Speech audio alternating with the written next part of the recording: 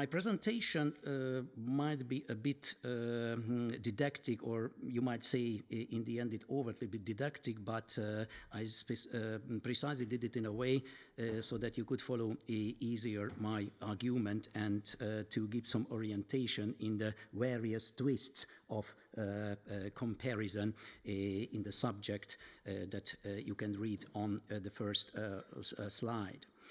Okay, there are three main questions that I'm going to address in this presentation. So where does the land border between Europe and Asia run, and what does this issue have to do at all with Russia's attitude to Europe? The second one, what were the consequences of this attitude regarding the problem of Russian imperial self-identity and Russian imperialism in practical terms?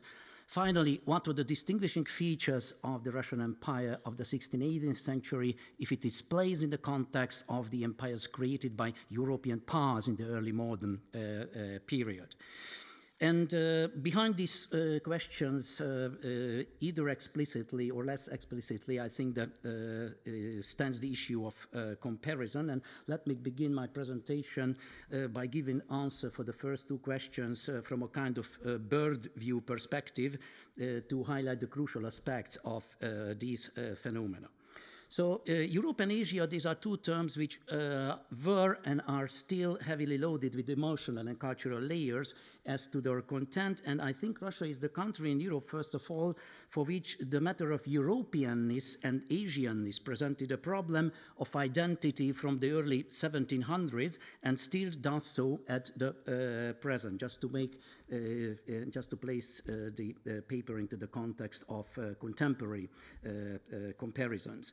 We can just mention in this regard the idea of so-called Eurasianisms born in the 1920s in the Russian emigration, or its present revival in the thoughts of Alexander Dugin in Russia. So Eurasianism in brief claims that Russia is neither a European nor an Asian, but a synthesis of the two, and therefore Russian civilization is unique and its destiny is to span the geographical space which is called by geographers as Eurasia. In a sense of this kind of unique civilization and missionary sense, I think it can be compared to the American concept which was formulated in the mid-19th century, the manifest destiny, because very often when we speak of messianism and things like that, we often think of Russia. Nevertheless, I think it's also part of American mentality. So Eurasia plays an increasing role, for example, in Putin's rhetoric, both in terms of economic cooperation and security issues. And in the midst of present war with Ukraine, in July, the Europe Square in Moscow was renamed as the Eurasia Square. It's one important consequence of this whole topic of Russian identity, whether Russia belongs to Europe or not, or it belongs to Eurasia. To illustrate the point of Russia's identity issue, it is worth quoting a Russian-Hungarian historian who, in his very good book on 19th century Russian intellectual history, pointed out the core of the so-called Russian idea, which in his view in many ways a vague and elusive notion, and he formulated it in the following manner that you can see on the board. Nevertheless, I read it out. Quote, "The desire to ponder, understand, and evaluate the ongoing fundamental problem of Russian history, the consequences resulting from the complex relation between Russia and the West, characterized by comparison and inevitably contraposition," end of quote. So this issue, as we shall see, had its deep roots in the early 1700s and closely connected with the process that is called the Europeanization of Russia, initiated by Peter the Great. So moving to the first question and to the first part of it, where does the land border between Europe and Asia run? I think all of us know here in this room, this is an easy question and easy to answer, for this is the Ural Mountains that comprise the border between Europe and Asia. The second part of the question, namely, when did this conventional division emerge and what does this issue have to do with Russia's attitude to Europe? It's a more complex question. For it was roughly 200 years ago that the Ural Mountains were generally accepted by European cartography as being the land border between Europe and Asia, replacing the age-old wisdom that this border was the Don River, because the Don was the river which medieval geographers and also in the early modern period identified with the river that the Greeks called Tanais. We can raise the obvious question, why was the Don replaced by the Ural Mountains? And the answer was given by Mark Bussin in his article enigmatically entitled Russia Between Europe and Asia, the Ideological Construction of Geographical Space.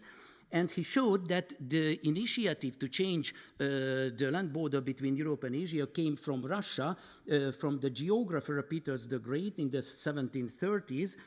And it was a man called Vasily Tatishev, and he proposed the new border, the Ural Mountains, by giving some geographical argument. Nevertheless, the real motivation lay elsewhere. The intention of pushing the border between Europe and Asia eastwards from the Don to the Ural Mountains served an ideological purpose, because this way Russia could make a pretension for a bigger portion of her territory belonging to Europe compared to the previous geographical division, as Europe by that time was conceived as the embodiment of political and cultural superiority and exclusivity. Therefore, argues Bussin, an intellectual rearrangement of the geographical space took place by moving eastwards the conventional border, that is the Don River to the Ural Mountains, and this way Russia was conceived as a state stretching over two continents. As other contemporary empires, it has a civilized European part and an Asian part still to be civilized. The only big difference was that in the Russian case, these two territories were not separated by the seas, as with the other Western colonizing powers. Okay, the contrast between Europe and Asia emerging in Russia from the early 1700s led to what I call the statist civilizational identity during the 18th century. So the foundations of this were laid by Peter the Great, and this in the 18th century culminated during the reign of Catherine II. This statist civilizational identity was clearly expressed in Catherine's II instructions, where she stated Russia is a European state, or in other translation, Russia is a European power. And the justification of this statement rested on her pride that Russia achieved a remarkable success, quote, in adopting European morals, which was introduced by Peter the Great. So with declaring Russia a European state, the Empress no doubt aimed to neutralize Montesquieu's influence, who labeled Russia a despotism, and in his view, despotism was characteristic of the states of Asia. As we know, Catherine II corresponded with the emblematic figures of the French Enlightenment, and in one of her letters to Voltaire, Catherine II wrote about the challenges she had to meet in the administration of the empire, and in the very year when the instruction was published, she visited the town of Kazan and wrote to Voltaire, "Here I am in Asia. In this city there are 20 different peoples who have no resemblance to one another, but we have to clothe them in something that will be appropriate for all. There may be plenty of general principles, but what about details? And what details? It is almost the whole world that must be created, unified, and preserved." In fact, the Empress could have written, instead of the last words, just one phrase, "must be civilized." Even though Kazan was not located in Asia according to current Russian geographical perception, as it was a town on the Volga River, still the presence of an ethnic and religious diversity in the town and in the region as well presented a problem for her to be dealt with for a state which considered itself a so-called polis state, And this term, like Polizstate, Polizeistaat in German, didn't have this kind of dreadful meaning as it would imply today. But by the standards of the age, it meant a well-governed or civilized, well-regulated state. So the last sentence of the Empress expressed this task, that is civilizing mission through state regulation aiming unification in Asiatic Russia. This takes us to the third question. What were the distinguishing features of the Russian Empire of the 16th, 18th century if it placed in the context of other empires? And this part of my presentation admittedly relies a lot on the research of two historians. One is German, Professor Ricarda Vulpius from Munster University, and Mikhail Khodorkovsky, an American historian. So they will be quoted quite often in the forthcoming slides. So again, an enigmatic title of an article by Mikhail Khodorkovsky, Between Europe and Asia, Russia's State Colonialism in a Comparative Perspective, 1550s, 1900s. And he argues that the Russian government officially remained strict to the principle that Russia was not a colonial empire, although, in fact, it was of this type from the very beginning, from the 16th century. I'm going to return to this problem later on. It was only 1914 that the Russian government openly admitted what the reality of Russian rule in Central Asia and also in Siberia was, because in this year, a book entitled Asiatic Russia was issued by the Russian government as an official publication, and it proclaimed, quote, the lands of Asiatic Russia are an indivisible and inseparable part of our state and at the same time our only colony, end of quote. Before engaging into the grand narrative of presenting the emergence and the consequences of this statist civilizational self-identity, advocated by the Russian rulers from the early 1700s onwards, an obvious methodological and terminological issue must be clarified, namely the use of the term Russian Empire or Russia as an empire.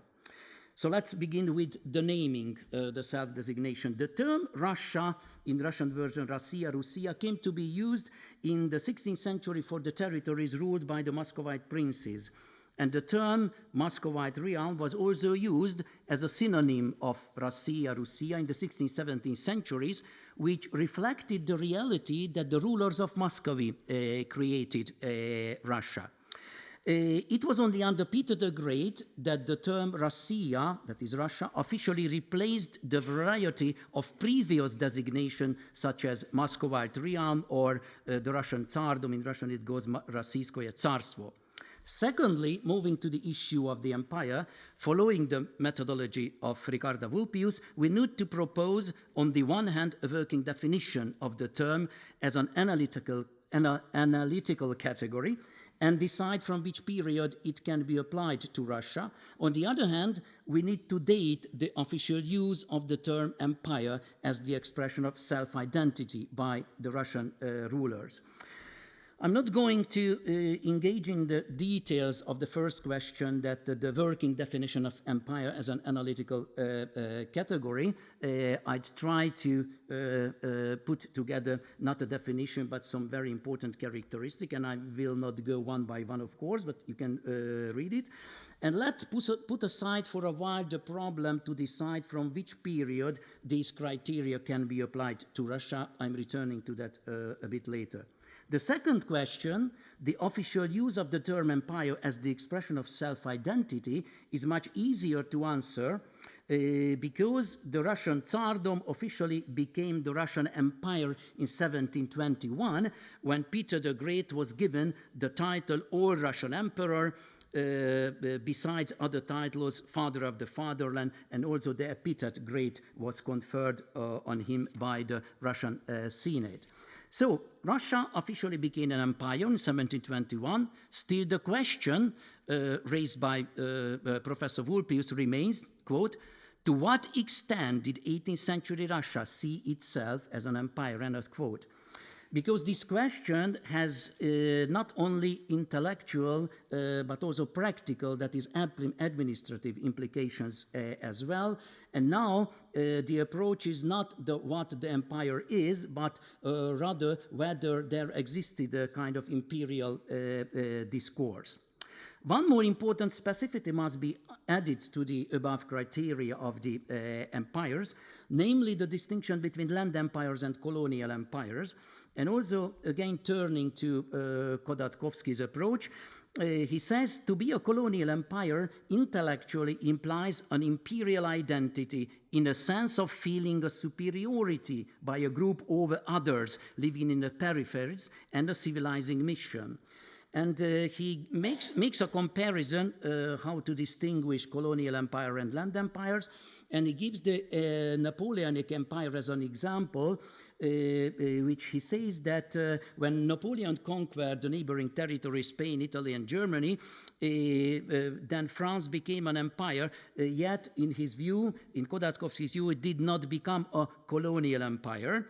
For, in his view, and also a quote you can see on the board, a colonial empire is defined by possessing a specific periphery whose inhabitants are conceptualized as inferior, primitive, barbaric, or generally the other. And in this issue, my presentation to a certain extent can be linked to Sebastian's presentation as well.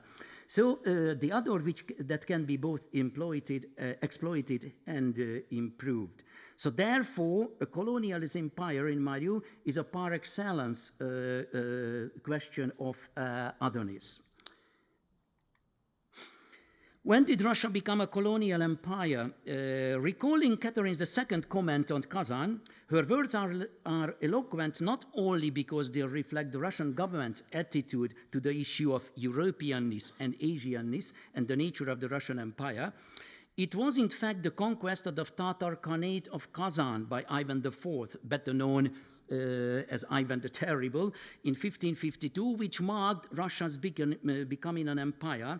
And most of the articles and books dealing with the birth of the Russian Empire start their story from this date. The conquest of Kazan was followed by the conquest of Astrakhan in 1556, and this not only enlarged Russia's territories enormously, but brought non-Christian and non-Slavic speaking peoples under the rule of the Tsar. At the same time, the conquest of Kazan opened the way to an eastward expansion, which finally led from the early 1580s to the linking of a gigantic territory named by the Russian as Siberia to the territorial complex of the Tsar. So the newly acquired territories, populated by non-Slavic ethnic groups who were mainly Muslims and animists, turned Muscovy into a multi-ethnic and multi-religious polity. The Tsarist government imposed tribute on these peoples, but did not meddle in their internal life. They could keep their religion and customs. In other words, the Tsar did not pursue a genuine imperial policy based on cultural superiority. The image you can see here is taken from a 17th century Siberian chronicle and shows the very beginning of the conquest of Siberian people, and the inscription and the imagery matches very well each other. What was more important for the Russian government was the administration of oath of loyalty and imposition of yearly tribute, and also we can see in the picture that it was done through terror, and even the text refers to this kind of harsh measures. Later on, maybe in the discussion, we can return to a deeper analysis, if you'd like to, of this image. So the consequence of the Russian colonizing expansion was that as a result of this conquest, various ethnic and religious groups came under the administration of the Russian Empire, turning external other into internal minorities, or I can say into internal others. So the various ethnic groups were in fact perceived and were referred to precisely in the terms of otherness. They were called in Russian, sorry, I have to use this term, inozemci or inoverci. Inozemci mean people of other lands or those originating from other lands, while the other one, people of other faith or those of other faith. And it is very important because we can see how important faith was in the definition of self-identity and in the self-identity and also in the perception of the others. Because in the 16th, 17th century, Russian meant Orthodox, so the religious affiliation, so to say, was the most important than any kind of ethnic origin. So certain shifts, however, can be observed in the usage of this term when people of other faith came to replace people of other lands or from other lands by the 1720s. And these terms, people of other faith, became the dominant one in the 18th century. Furthermore, as also Vulpius showed, a strange term appeared, and it becomes quite frequent in 18th century Russian sources, the newly baptized people of other faith, which is a nice oxymoron, but it gained ground in the 18th century. So we can raise the obvious question, what did this shift in labeling the other living within the empire, that is those who were not Russian, that is Orthodox, so what did this change of the labeling signify? And why did this shift happen? As we shall see, the shifts reflected the emergence of a stated civilization identity, an imperial colonial perception. The West, we can say that the West of Europe has been Russia's constituent other in various ways, from the Muscovite era up to the present, but the focus of the comparison, that is the tertium, changed significantly over time. In the 16th, 17th century, the West, as it was called in Russia, the Latin word, meant the countries of Western Christendom, which was also called by contemporaries Europe, but belonging to Europe was completely indifferent to Muscovite self-identity.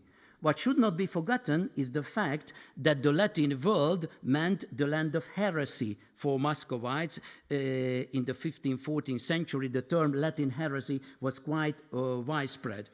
And even foreigners who went to Russia in the 16th, 17th century, Western travelers, recorded sayings that, for example, go to the Latins, which had the meaning go to the hell. It was very indicative of Muscovite attitudes to Western Christendom, that is, to Europe, or in other words, to the Latin world. The Latin world thus shows that religion, more exactly, religious difference, served as the tertium.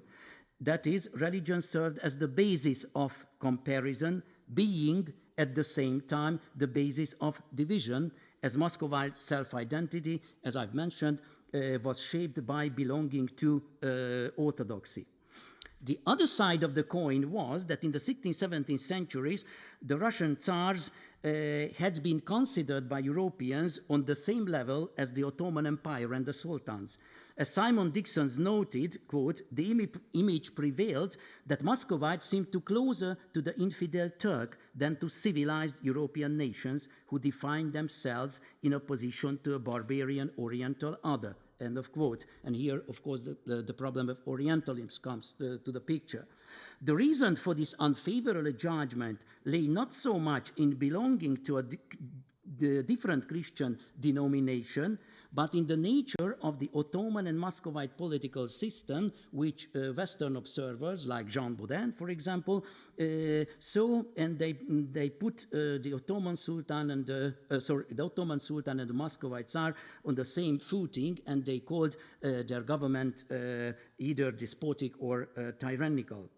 To summarize the most relevant points, for Muscovite Russia, the issue of religion, that is Muscovite orthodoxy, was the most important tertium, not only with regard to the outside world, but also inside the empire, as we have seen before, and a quote again, religion represented the most important dividing line. Orthodox Christians were contrasted to non-Christians or Christians of other denominations, end of quote.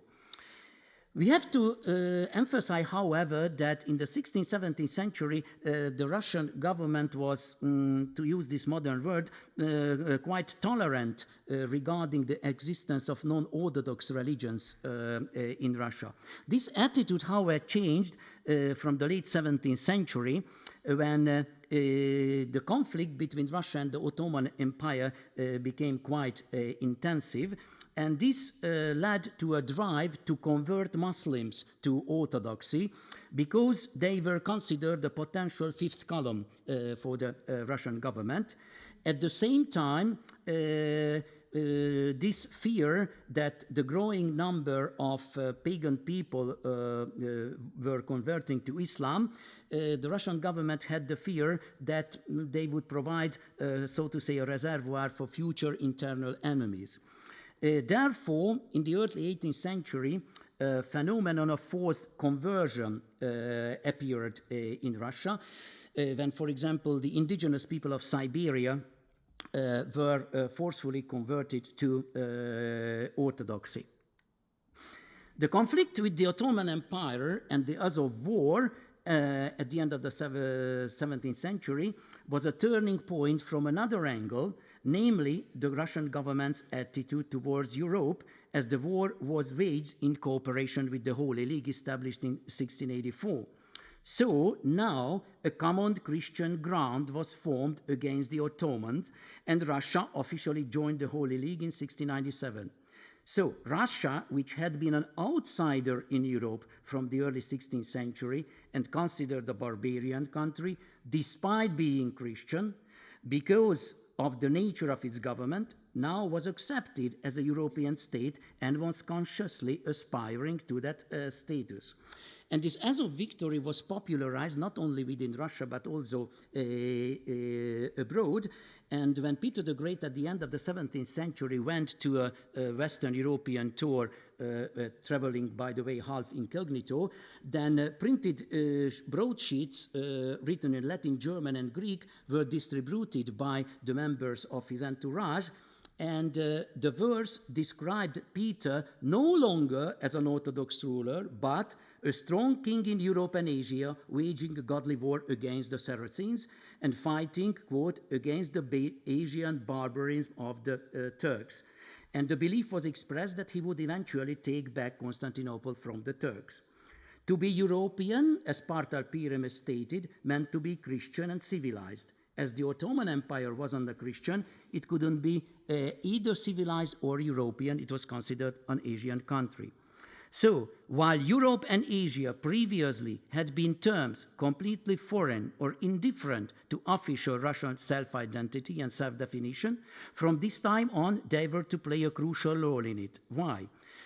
The reason was that, as I mentioned, as a result of discoveries and overseas colonization, by 1600, the term Europe became the symbol of cultural and political exclusivity and superiority.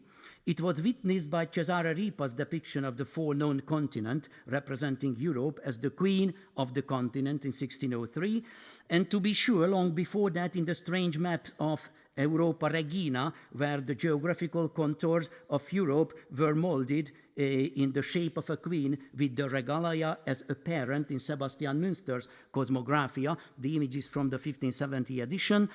Some of the earlier edition also contained this image, but it became a standard image in the publication of this work from 1588. So Ripa's depiction of the other three continents must be seen in their relation to Europe. I don't have images because of copyright issues. They are, the female allegorical personification of other continents are dressed more simply or half naked as America. Their attributes are more scarce in comparison to Europe, who is described as the best in all things, in the field of religion, sciences, arts, politics, warfare, etc. Writing almost at the same time when Ripa's illustrated work was published, Samuel Purkis described Europe in the following manner. The quality of Europe exceeds her quantity, in this the least, in that the best of the world. In 1700, Peter the Great turned to Europe to the best of the continents. This year he introduced the Julian calendar and the new computation of time dated from the birth of Christ. And they were followed by decrees on clothing, for example, concerning the nobility. That is, they had to wear either German or Hungarian garments, and it is well known his order on compulsory shaving, especially except for the peasants and the clergy. But Peter's turn to civilized Europe was paralleled by a change in his religious policy within Russia. Previously, I'd mentioned an argument concerning the forced conversion of Muslims and pagan people, but Ricardo Vulpius proposed another factor behind the forced conversion of pagan peoples, not invalidating the consideration of state security, namely the concept of imperial superiority, meaning that Christianity was conceived as the means of spreading civilization. So the policy of civilization through religion commenced from 1700. Religious difference, that is, belonging to the different Christian denomination, was no longer seen as a reason separating Russia from Europe, as it had been the case before. Instead, the divide now was between European Russians, who were Christians, and the non-Christian elements of the population, as Christianity was conceived as the marker of civilization. Again, to be European meant to be Christian and civilized. And it was in line with this new state identity and state policy that Peter instructed the Metropolitan in Tobolsk that he should engage in a more active policy of proselytization. And also, I'm not going to read out this quotation to save time, but very important that some loan words in the early 18th century came to Russia with the meaning of civilized and civilization, and these terms were consciously used by Peter and his followers as the expression of Russian self-identity, and it also contributed to renaming officially the state as an empire. When the justification of the Great Northern War, which was waged mostly against Sweden, was given in 1717 by Peter's follower, Peter Shafirov, in fact, he named Russia an empire even before 1721, when this title was officially adopted. And you can see here the most important thing. I'm not going to details, time is running fast. He praised Peter that his reforms were modeled on and following the example of other civilized states, or in other words, well-regulated states. And also, I try to make it visible by using two colors, the contrast between Europe and, of course, Russia considered herself to belong to Europe at that time, and also the contrast between the Asian countries. So it is apparent that a crucial shift occurred in the early 18th century, which was to bring in the notion of Asia and the idea of civilization into the discourse, where Christianity was seen as the bearer of civilization. That's why by the 1720s, the people of other faiths was the most important term to designate internal others. So, as I mentioned before, in the 18th century, there is a frequent mentioning of the oxymoron, newly baptized people of other faith. It means, again, quote, that the nominal adoption of the Russian Orthodox faith, that is pure conversion, was not enough by the newly baptized, but it was also necessary to overcome otherness through other means. That is, these newly baptized had to accustom to different customs and manners and way of life. So to overcome otherness, it was necessary to adopt Russian Orthodox customs and tradition and an established sedentary lifestyle, which was associated at that time with arable farming. So the policy to promote agriculture among the nomadic people became especially marked under Catherine II, and what stood behind this policy was the above-mentioned state of mind, agriculture as a Christian occupation and at the same time the marker of civilization. Equally important was, however, the influence of physiocratic ideas. Again, Europe was the compass for the Russian ruler. To be European, civilized state was to promote agriculture, which Catherine saw as the main human occupation, producing basic resources for industries, crafts, and trade, as these principles were explicitly present already in the instructions which I referred to at the beginning of my paper, and in the instruction which declared, or rather she declared, that Russia was a European state. And thank you very much for your attention.